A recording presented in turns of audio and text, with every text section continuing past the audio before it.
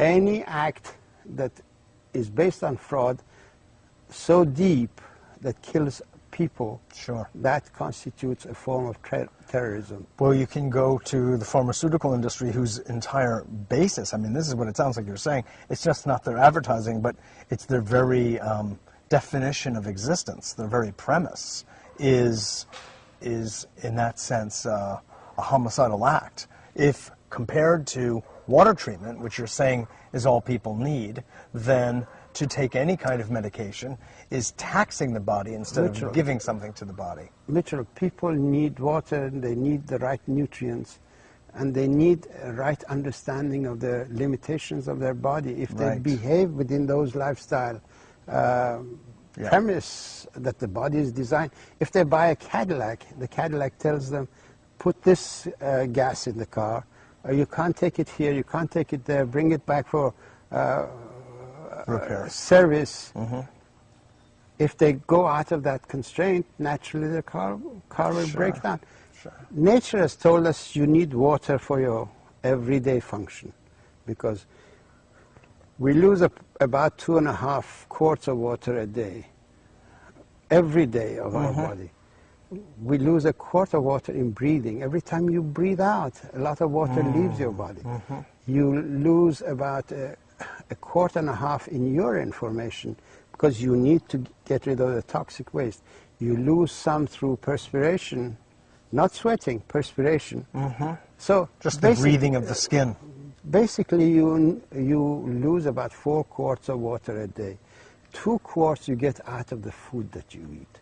But other 2 quarts, 2.5 quarts, depending on the weather and so on, you need to replace that every day. If you shortchange the body with the water that it needs, and you give it beverages that further dehydrate the body, caffeinated beverages dehydrate the body, alcoholic beverages dehydrate the body. There is a certain amount of validity in taking fruit juices and vegetable juices, but you can't replace the entire water needs of the body with these juices. So basically you need water in order to survive. You need the minerals.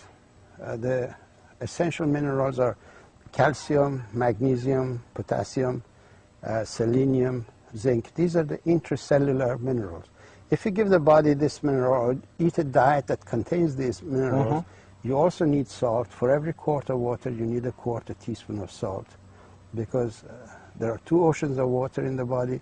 1 ocean of water is inside the cells. The water that you drink goes into the ocean inside, and the salt that you take keeps some of that water in the ocean outside of the cells. These 2 oceans have to be in balance in the same way as Atlantic and the Pacific have to be in balance. Once you take the water, you take salt, you take these minerals, no disease will have a chance to appear.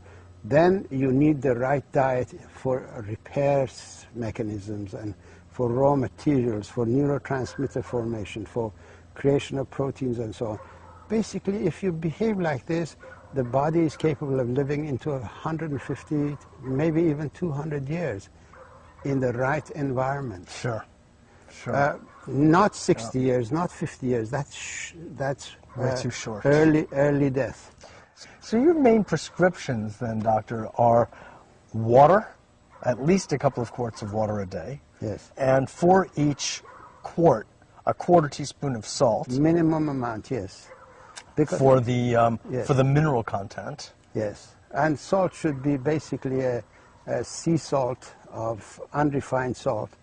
But unfortunately, unrefined salt doesn't contain enough iodine. So people who are taking sea salt also need to supplement with a little bit of iodine.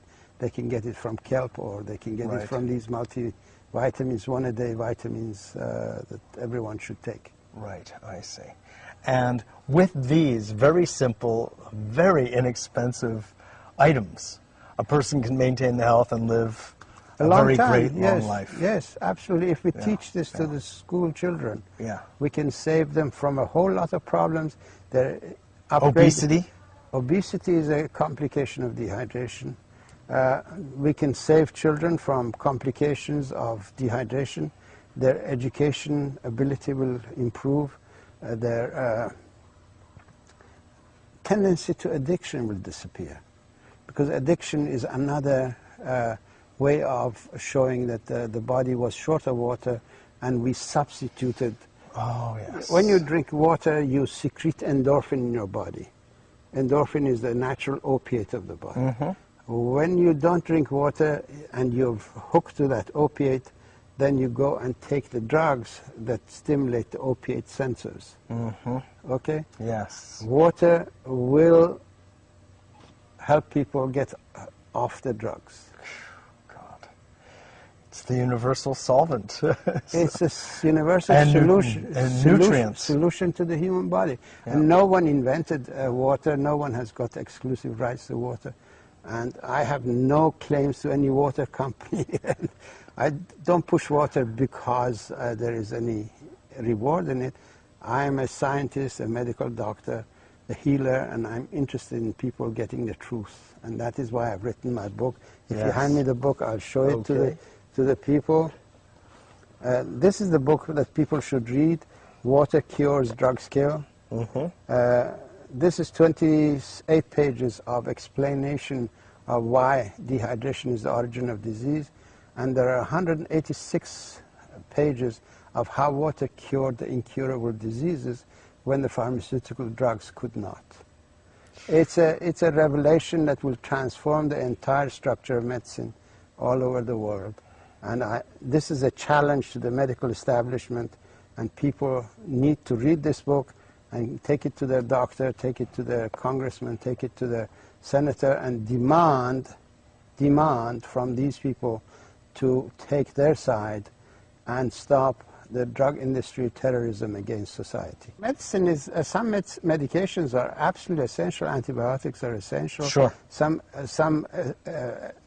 material is essential because there are certain conditions that you require a little bit of manipulation, Right. but not on a permanent basis.